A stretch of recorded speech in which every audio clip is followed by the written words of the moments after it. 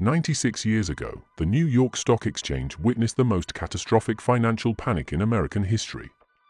October 29, 1929, a date forever etched into the nation's collective memory as Black Tuesday, so the unraveling of not just a market, but of an entire era of boundless American optimism. There have been bigger crashes since. More dollars lost. More sophisticated systems shaken. But nothing compares to the sheer terror, chaos, and devastation that unfolded during that fateful week.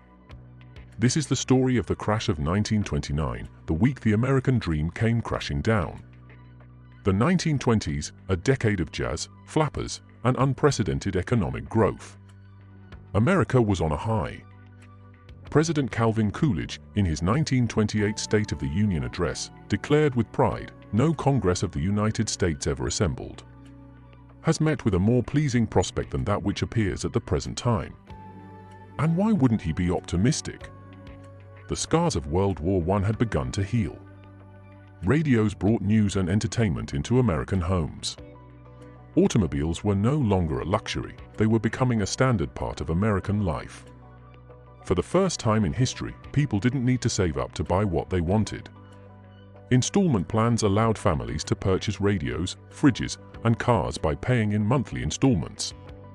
But behind this dazzling display of prosperity, a storm was brewing. The wealth gap was widening. Farmers were struggling. And the nation's economy, once rooted in industry and agriculture, had become increasingly tied to speculation. Between 1924 and 1929, the Dow Jones Industrial Average quadrupled. This was the longest bull market the country had ever seen. Everyone wanted in. Bankers, teachers, waiters, housewives, even shoeshine boys were giving stock tips. Speculation had become a national pastime. And many were playing a dangerous game, buying on margin, borrowing money to invest in stocks. By 1929, nearly 40% of all bank loans in the United States were used to purchase stocks. 2 out of every $5 that left a bank went straight into Wall Street. In September of that year, renowned Yale economist Irving Fisher confidently declared, "Stock prices have reached what looks like a permanent plateau." A statement that would soon go down in infamy. On September 3, 1929, the Dow reached its peak, 381.17, up 27% from the year before. But beneath this soaring figure were troubling signs. Steel production was declining. Several banks had quietly failed. And home construction was slowing. Few paid attention, the optimism was intoxicating. But the market had started to wobble. Then came Thursday, October 23, 1929. In the final hour of trading, panic selling began. Prices nosedived, traders were shaken. No one knew what triggered it. But that night, fear set in. The next morning, chaos returned. On Black Thursday, October 24, more than 13 million shares changed hands, the highest volume in the exchange's history. Ticker tape, used to record stock transactions, could only print 285 words per minute. It was so overwhelmed that it continued running for hours after the market closed. The numbers meant nothing anymore. Only one thing mattered: panic was spreading. President Herbert Hoover took to the radio. The fundamental business of the country is on a sound and prosperous basis. But no reassurance could stop what was coming.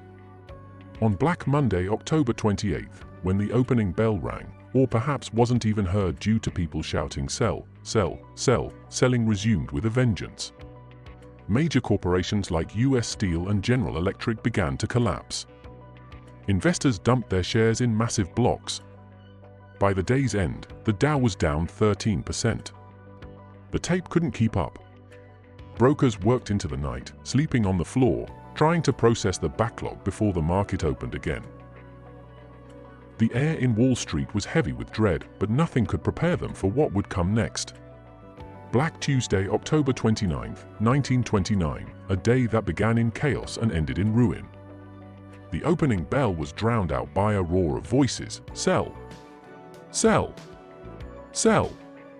Within the first 30 minutes, over 3 million shares had changed hands. Another $2 million disappeared in a blink. The Western Union's telegram lines tripled in traffic, phones were jammed, the ticker tape lagged so far behind, traders stopped reading it. Rumors swept through Wall Street, investors jumping to their deaths. While exaggerated, the psychological impact of the rumors was profound. Brokers began calling in margins. Investors who couldn't cover their losses saw their stocks liquidated. Many lost everything, life savings gone in minutes. The stock exchange was drowning in slips of paper, so many orders, there was nowhere to put them, they were stuffed into trash cans.